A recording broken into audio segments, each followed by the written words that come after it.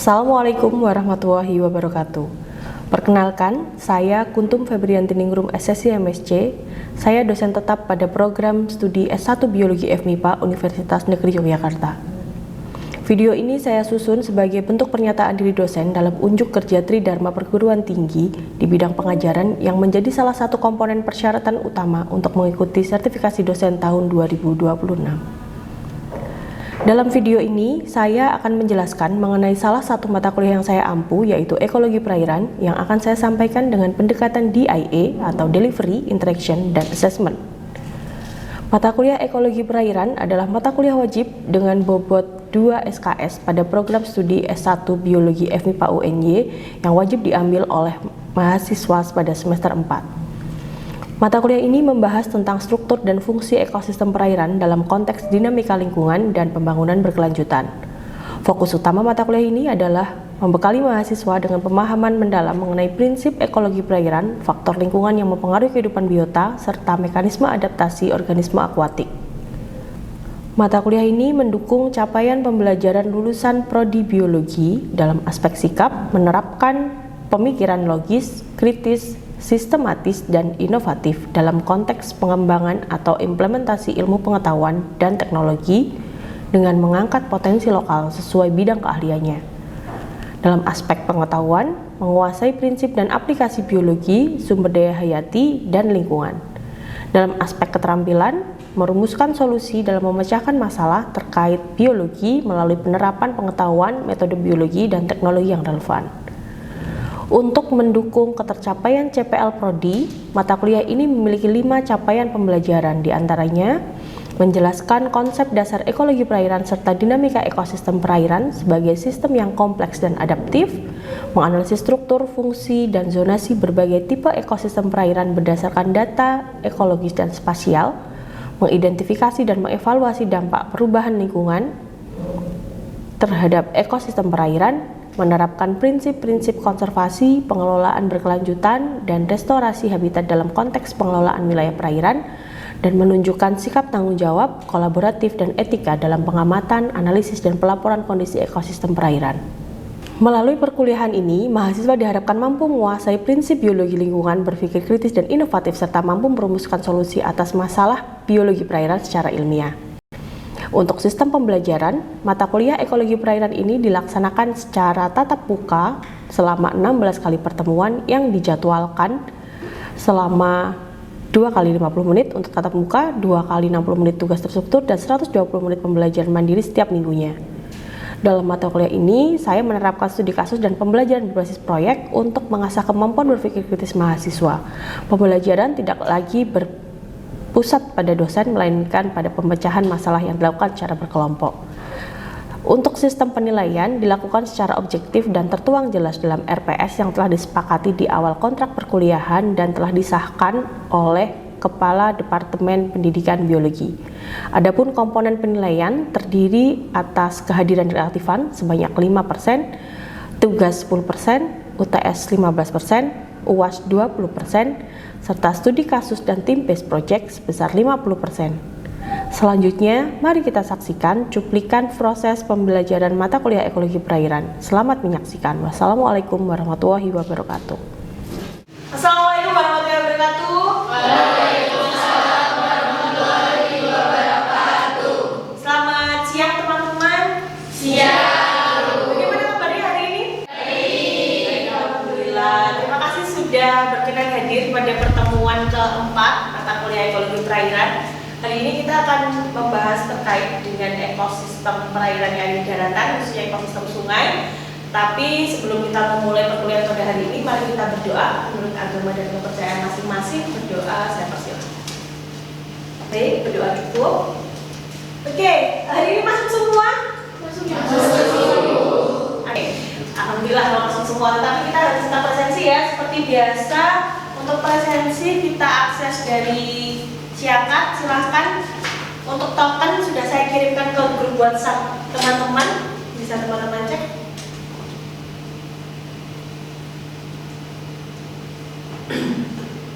Semua sudah berhasil presensi?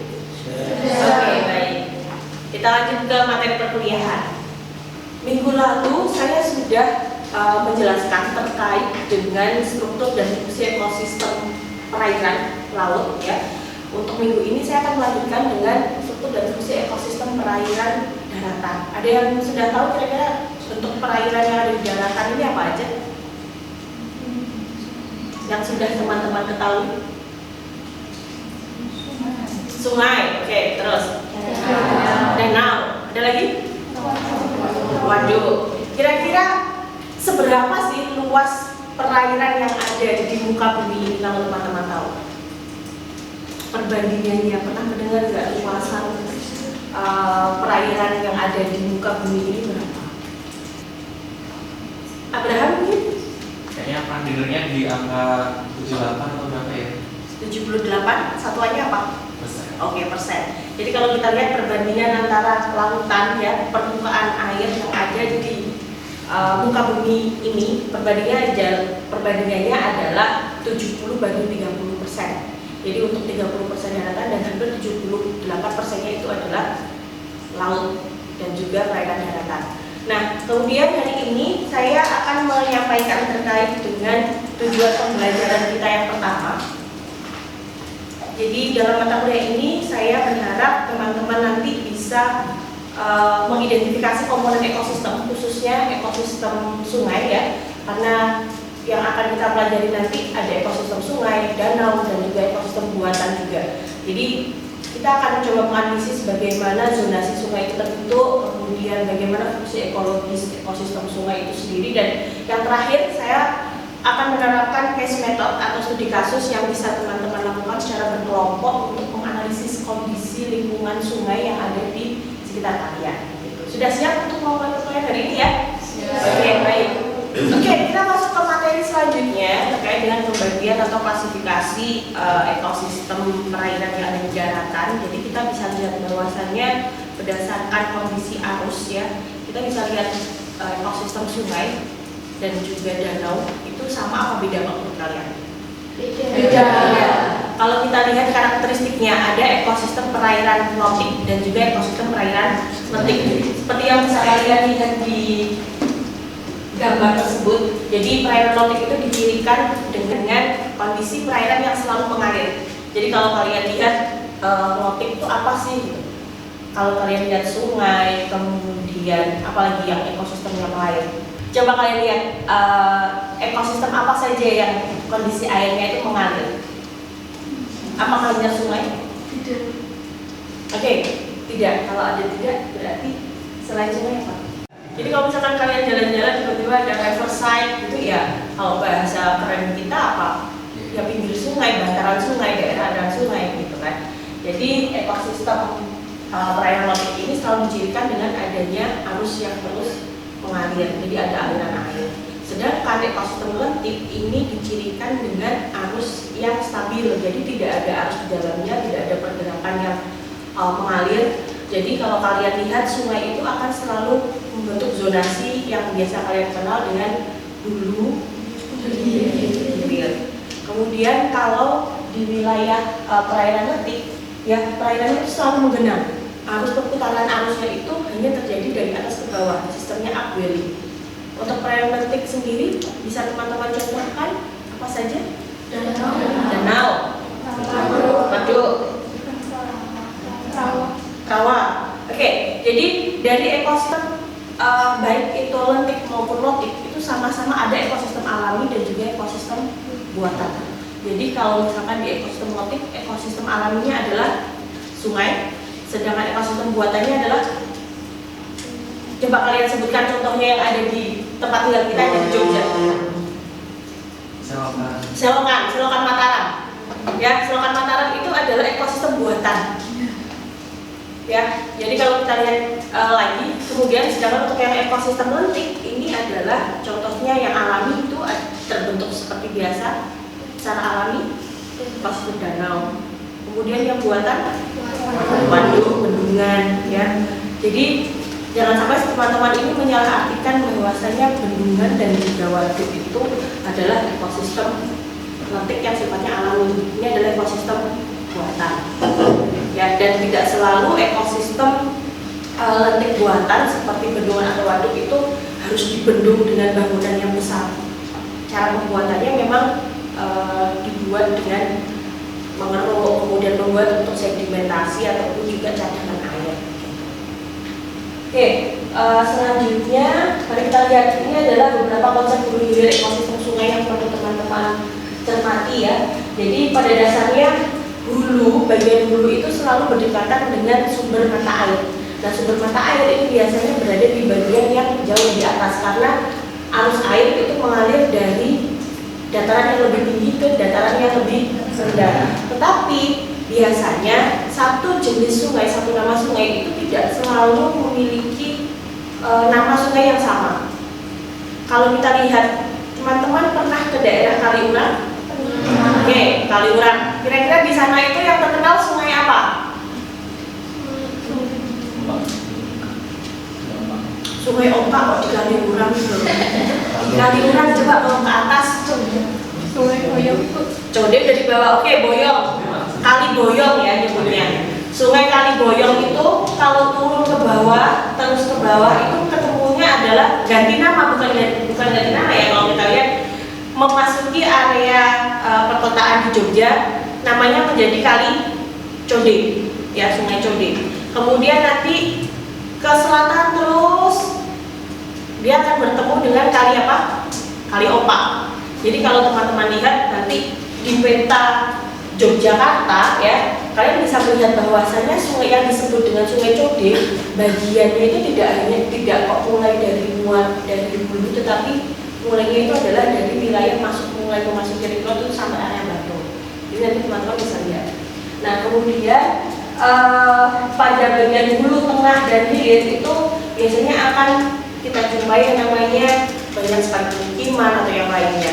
Nah, selanjutnya ini adalah beberapa zonasi pada sungai ya. Jadi air dalam pergerakannya itu mengakibatkan beberapa lahan, kemudian mengalir juga pada daerah yang sempit. Jadi kalau teman-teman lihat bahwasanya di gambar tersebut ya, jadi ada beberapa sungai yang bertemu pada sungai yang lainnya, kemudian akan bermuara pada laut ya.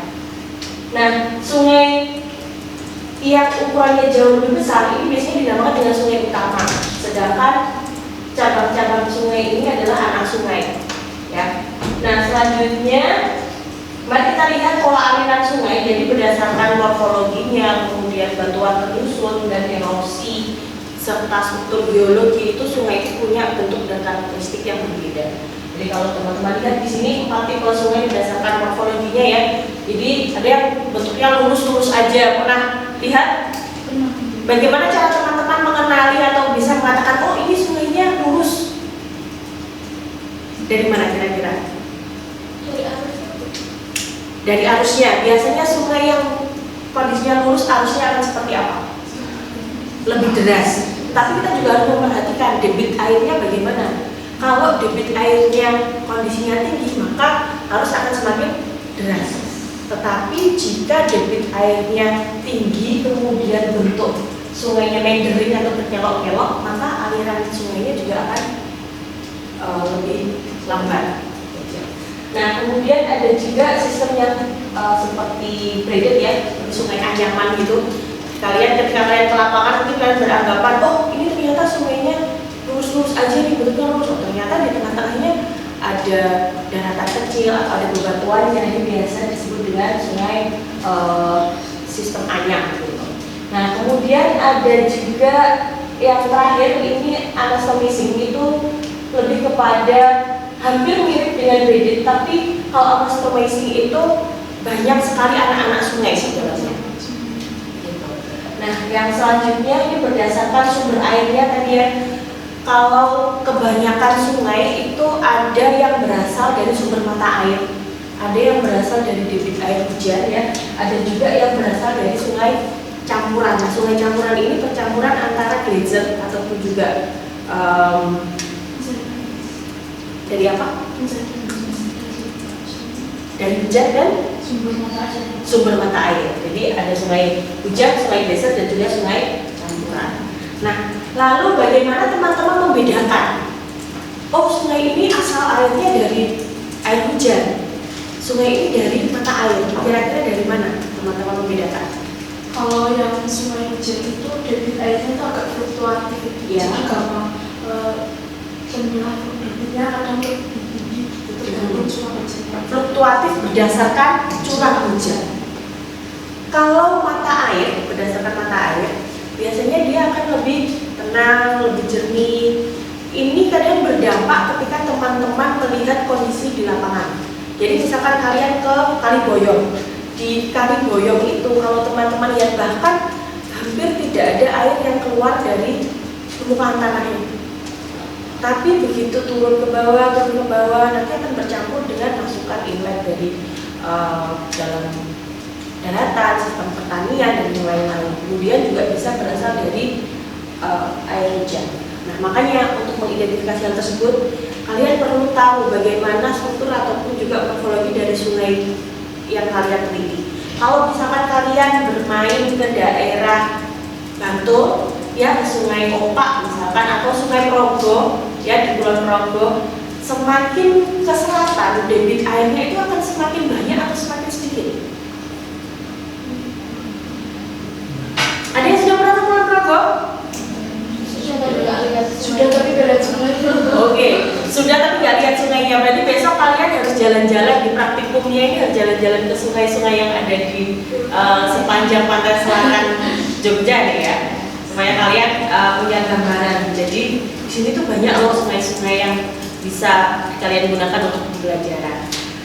Jadi kalau kita lihat tadi selanjutnya ada sistem berdasarkan debit air ya, dibedakan menjadi 4 macam. Yang pertama ada sungai permanen. Ya, sungai permanen itu dia selalu terisi air setiap tahun relatif sama jumlah airnya. Kemudian ada yang periodik. Sungai periodik itu dicirikan dengan adanya debit air tadi berdasarkan musim. Jadi kalau musim kemarau debit airnya berkurang, kemudian pada musim penghujan debit airnya relatif tinggi. Nah, kemudian ada sungai episodik ya.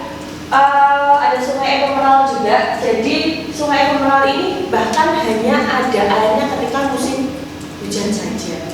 Jadi bisa jadi ketika musim kemarau seperti ini airnya kering. Nah, ini bisa juga kalian lihat pada saat melintasi jalanan di Selokan Mataram atau mungkin di das-das yang lainnya. Jadi kalau teman-teman lihat, terkadang di musim penghujan itu aliran airnya bisa sangat banyak sekali ya. Tapi kalau di musim kemarau seperti ini airnya cenderung sedikit. Tetapi tidak jarang juga Selokan Mataram itu selalu dialiri air, tujuannya untuk apa? Untuk pertanian, aktivitas pertanian gitu ya. Nah, kemudian selanjutnya kita lihat ini adalah skema sistem aliran air ya yang bisa teman-teman lihat. Jadi yang pertama dari masukan. Nah, sistem masukan air ini tadi bergantung pada jenis sungainya juga. Kalau misalkan sungainya bersumber dari sungai glacier, artinya kan dia berasal dari sumber mata air. Kalau sungai hujan, kalau sungai campuran dari air hujan dan juga air dari mata air. Nah, jadi nanti dia akan masuk ke dalam sistem aliran sungai. Nah, tidak hanya itu. Ketika kita mempelajari ekosistem sungai, ada banyak sekali muatan ataupun juga masukan ya dari misalkan aktivitas rumah tangga, aktivitas industri yang kadang tidak jarang itu dibuang juga ke sungai, dan ini bisa mempengaruhi jumlah air yang masuk ke dalam sungai. Lalu bagaimana pengaruhnya dengan biota perairan? Maka teman-teman harus bisa mengidentifikasi kira-kira bagaimana sih aliran sungai itu. Kalau teman-teman mungkin dulu di bangku sekolah menengah atau sekolah SMP ya, di SMP itu dijelaskan bahwasanya dari mana sih asalnya air? Teman-teman pasti akan menjawab dari hujan, ya kan? Tetapi kalau kita lihat lagi sebenarnya siklus hidrologi yang terjadi di muka bumi ini jauh lebih kompleks. Jadi tidak hanya dari air hujan saja, tapi mulai dari presipitasi, kemudian dari air yang ada di dalam tanah yang bisa digunakan tanah, kemudian dia akan kembali lagi memang terevaporasi jatuh lagi ke daratan. itulah kenapa ketika ada pertanyaan sebenarnya seberapa sih jumlah air yang ada di muka bumi ini, apakah jumlahnya berkurang atau selalu konstan? Berdasarkan siklus hidrologi ini, kalau kalian bayangkan kira-kira bagaimana jumlah air di muka bumi ini? Konstan, berkurang, bertambah? Kalau dulu saya memilih menjawab konstan, kalau sekarang saya memilih menjawab bertambah. Karena apa? Karena efek pemanasan global itu lama-kelamaan akan mencairkan geyser yang ada di kutub utara. Akhirnya jumlah airnya, kalau teman-teman lihat di daerah Pantura itu sering sekali terjadi banjir rob. Ya, berubahnya bagaimana? Bertambahnya bagaimana? Kualitas air yang ada di muka bumi ini selalu berubah, dan rata-rata berubahnya itu justru ke arah yang dalam konotasi negatif. Entah itu terjadi karena pencemaran. Nah, inilah pentingnya ketika teman-teman mempelajari ekologi perairan, kalian harus tahu dinamika ekosistemnya itu seperti apa, kemudian kondisi perairannya seperti apa. Apakah teman-teman ketika mempelajari ekologi perairan itu hanya membahas sungai saja atau laut saja? Jadi kalian harus tahu interaksi antara masing-masing komponen itu seperti apa. Kalau kita berbicara ekosistem, komponen penyusunnya itu apa saja sih?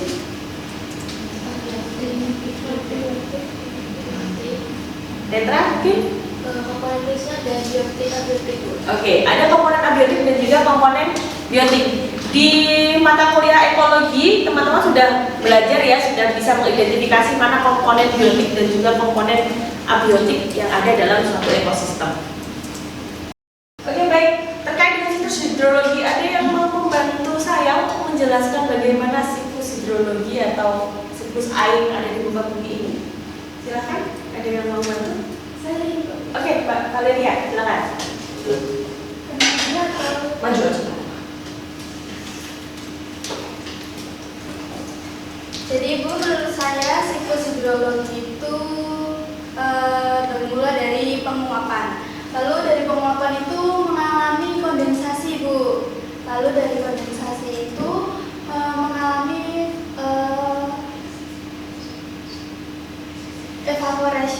evaporasi. Lalu itu menjadi curah hujan Bu. Oke. Sependapat saya seperti itu. Oke, terima kasih Mbak Valeria. Boleh kembali. Dari teman-teman yang lain mungkin ada yang mau mengoreksi atau mungkin membenarkan? Ayo, silakan. Baik, izin mengoreksi sedikit dari dulu. Dari pengetahuan saya bahwa hidrologi itu siklus awalnya memang betul dari penguapan. Tapi penguapan itu ada dua, yaitu evaporasi dan transpirasi.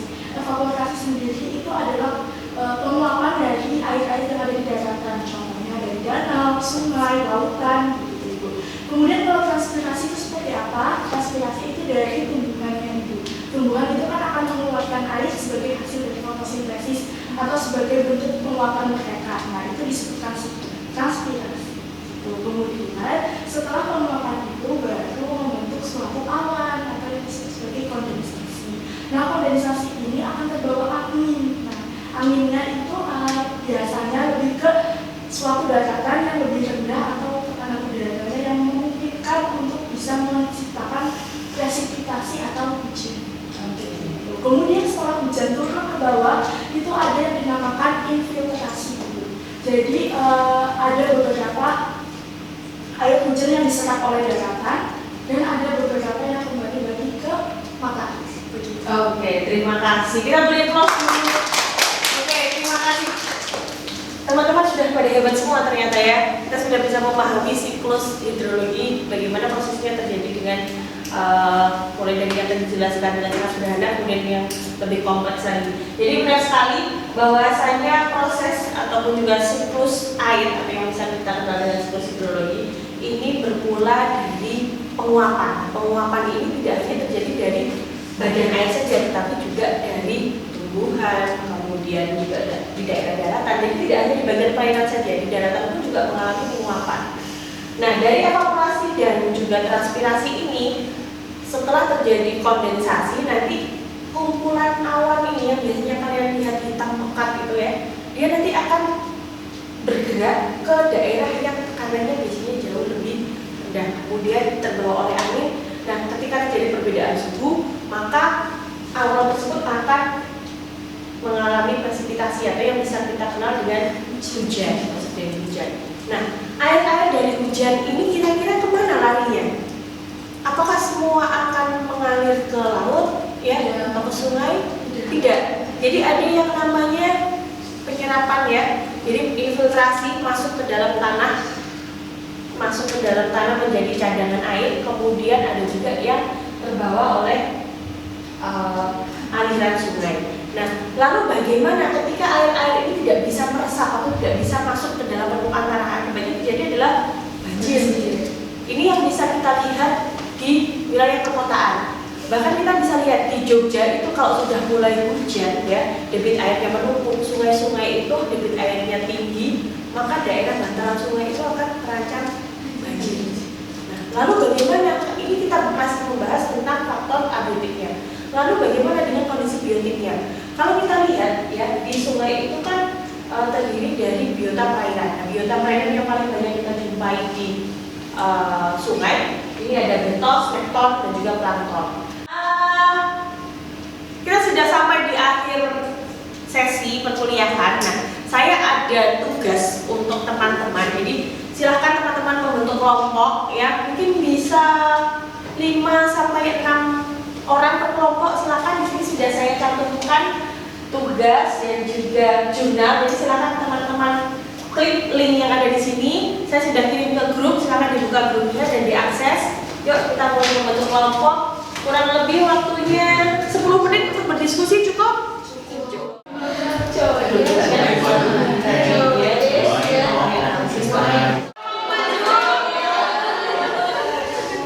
Kelompok siapa nih yang mau maju? Kita lihat dari yang kita kelompok yang paling banyak. Oke, kelompoknya Jericho, silakan. Silakan dari kelompoknya Abraham dan Jericho. Setelah kita berdiskusi kelompok, nih kita akhirnya tahu nih ternyata dari aliran sungai, khususnya tadi di sungai Gajahong dan sekitarnya itu ternyata kualitas airnya itu sangat dipengaruhi oleh faktor eksternal. Salah satunya itu ada di limbah rumah tangga, yang dimana limbah rumah tangga ini menyumbang sekitar 60% dari berkurangnya kualitas air di sungai tersebut. Oke, dari kelompok lain bagaimana? Ada tambahan mungkin terkait dengan kualitas perairan yang ada di Sungai Conde, Gajahong, dan juga Winongo berdasarkan artikel yang saya berikan? Apakah semua setuju dengan pendapat Abraham? Setuju. Oke, cukup. Oke, kalau begitu mari kita beri aplaus untuk diri kita. Perkuliahan pada hari ini, semoga ilmu yang kita dapatkan bermanfaat dan sampai ketemu lagi minggu depan. Minggu depan kita akan masih membahas tentang ekosistem perairan yang ada di daratan, tetapi untuk ekosistem danau. Oke, saya akhiri. Wassalamualaikum.